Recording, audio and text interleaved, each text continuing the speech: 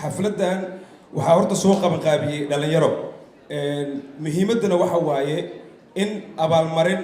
la siiyo dhalinyaradii last year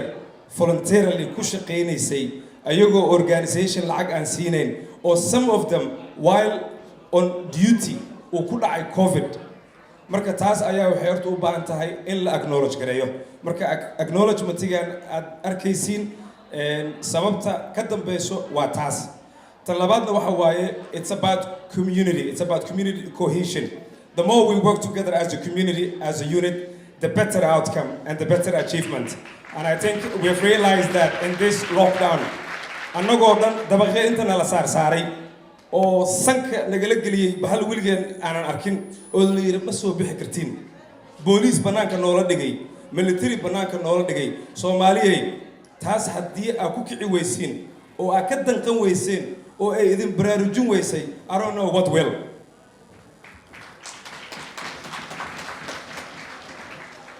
badana xafladaha oo gobol maamuleedka waa buuxinaa xafladaha laakiin waxbarashada xafladaha shedding light on the achievement of the community waa gambinaa hargab baa nagu qalloocda marka Soomaalinimada afka ma ahan Soomaalinimada waa qalbiga aan u gudba haddaba barnaamijka magaca koowaad dhalinyaradii barnaamijkan ka qayb qaatay kaliya ma ahayn Flemington iyo North Melbourne yes Harlock dhaanku wuxuu ka bilowday dabaqyada dhaadheer but in the same token Werribee laftigeeda waa lagu daatay Harlbeeg laftigeeda baartuu ay gashay marka annagoo dhan runtii cudurkan wuuna saameeyay 4.5 u qaata sarabtiin u qaata wuuna saameeyay 4.5 nima yaqaan baalkan asagaas yaqaano haddaadan aqoon asagaas kaa baraayo magaca koowaad waa Sayruuq Faarax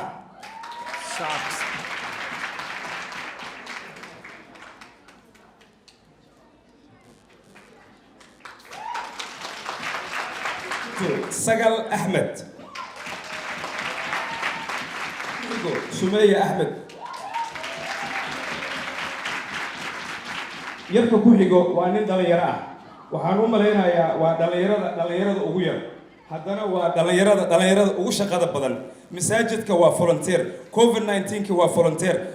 ilaahay baa idin ku cabsanayaa istaaga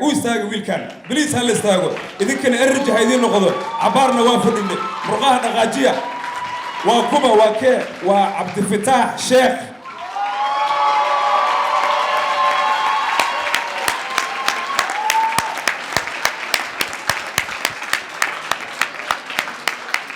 Warunti was role model for all young people. This is your role model. And Murwo Salat.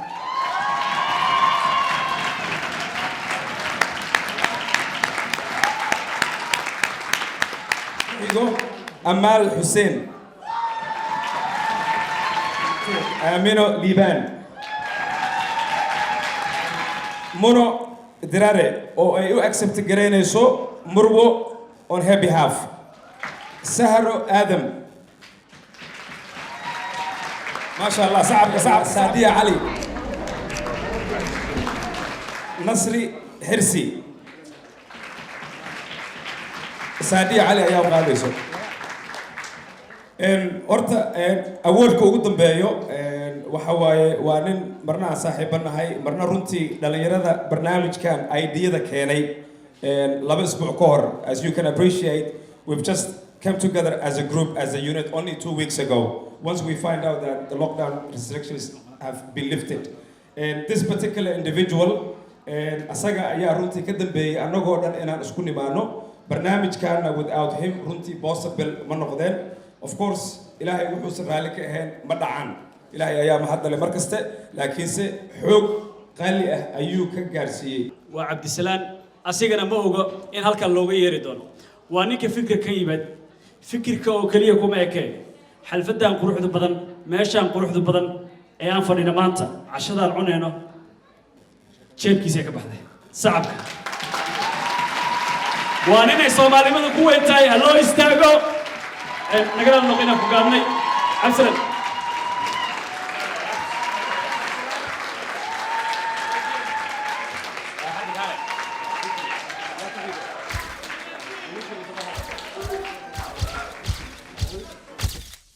حريرية هنا عاوة وحريرية MC حربي. واتهاي لما أنتي بوحنا إذا كجم هاد علينا يا كسوق يبقى لكم مناسبة خالقة مالنتا كود لوليا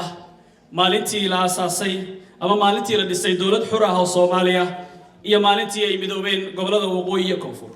sida ugu ma sii dheeraanayo faahfaahinta maalintaasi oo waxa inoo jooga khubaro ku xeel dheer, dad way arag ah u soo joogay aqoon-yahano nooga faaloon doona waxyaabihii maalintaasi aan dhaxalka u leenahay ee aan rabno inaan xilligan oo kale aan xusno. dhalinyarada horta xorriyadda sideedaba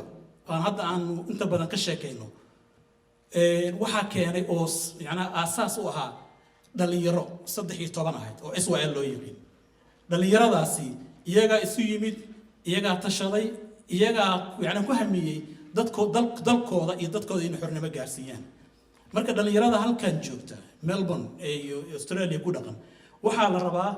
in ay wax un initiative in ay la yimaadaan oo ay wax qabtaan. waan ogahay in badan oo kamid ah inay wax qabtaan, laakiin meesha annagu aan keenay meel ka wanaagsan inay gaarsiiyaan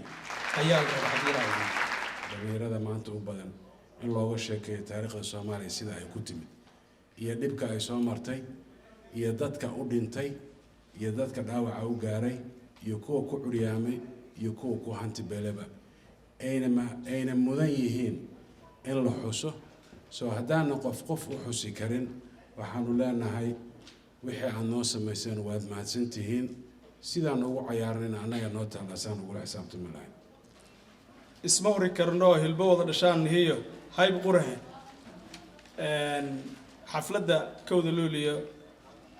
iyo dhammaan dhalinyarada soo qaban qaabisay aad baan ugu mahad celinayaa. lama wada tirin karo, waa badan yihiin. kol dhalinyarada waxaan u malaynayaa saaxiibkii Nuur Malaaq baa ku jira. dhalinyarada Nuur Malaaq baa ku jira waan malaynayaa, xoogaa aan durayaa. koob iyo sagaashankii baan kusoo marnay isagoo meeshii maxay ahayd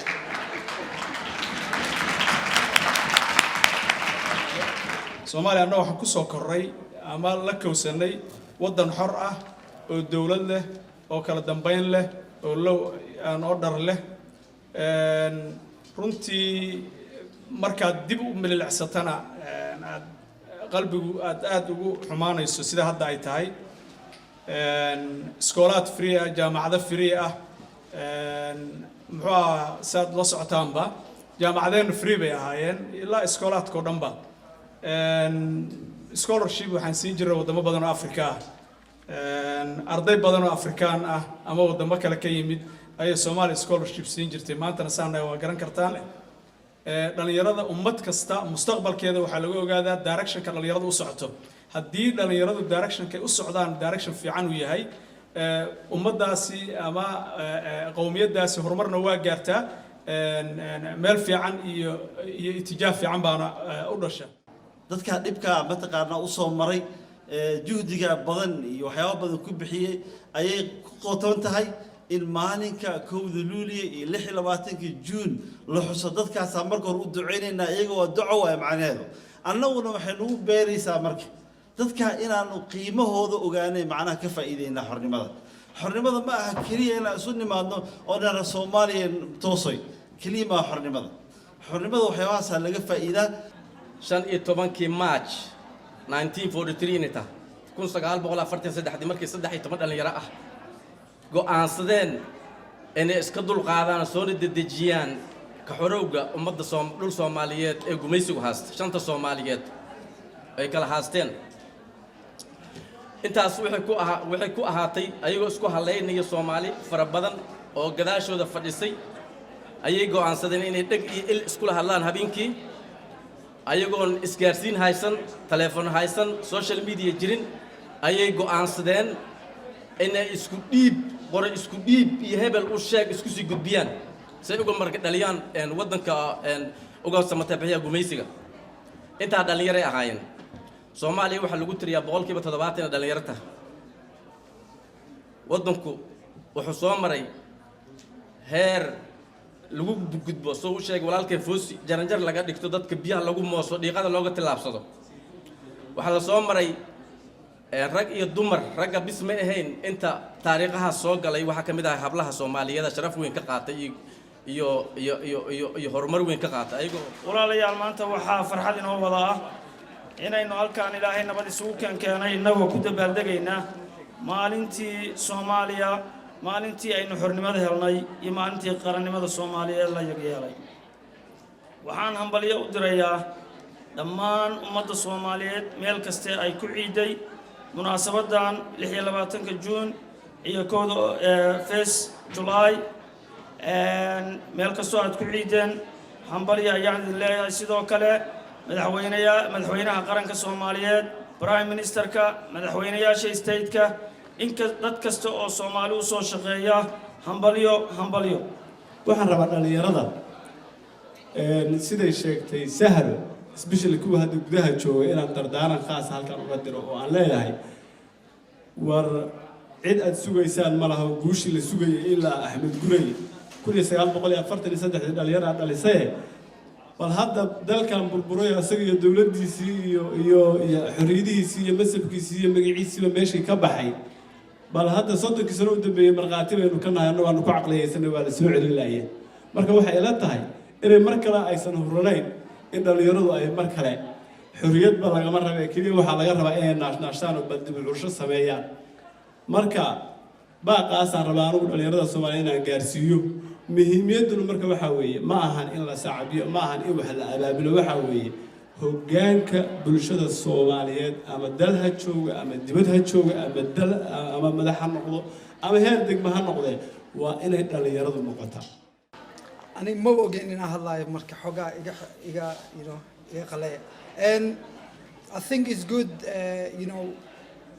I'm a patriot wadankeena dadkeena dhan waa jecelnahay it's a beautiful country I know Australia joognaa and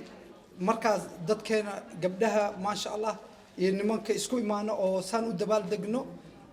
aad iyo aad u farxa markaas national teamka u dheelno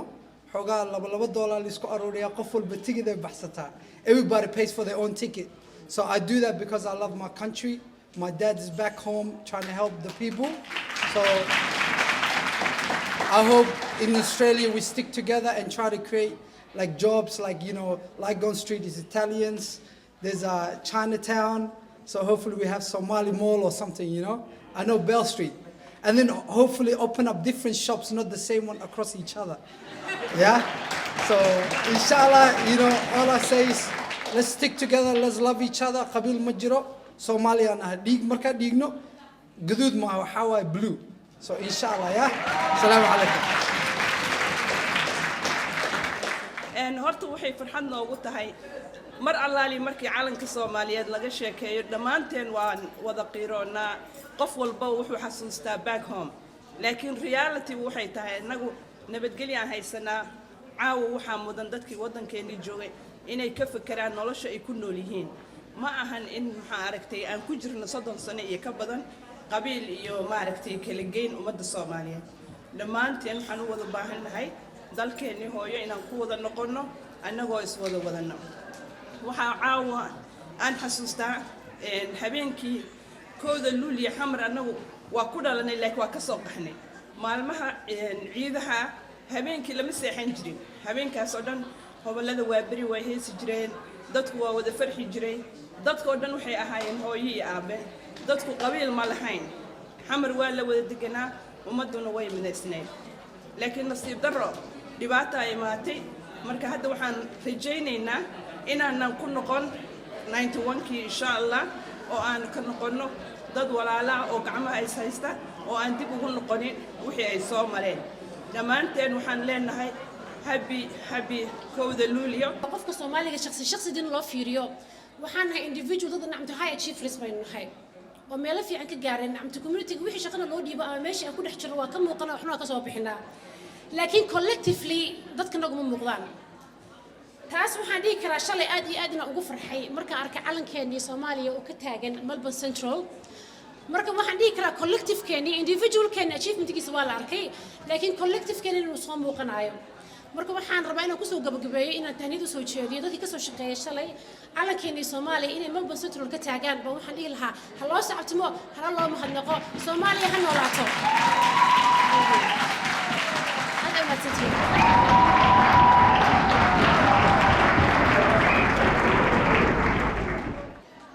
waxaan mahad gooniya iskale dadka soo qaban qaabiyey maxaa la yiraahdaa xafladan caawa sharafta badan leh waa dhalinyaradii raggan shaqaynaya aad aragtaan iyo raggan kale oo dhalinyaradu waaweyn laakiin iyagana maaragtay dhalinyarada ka mid ah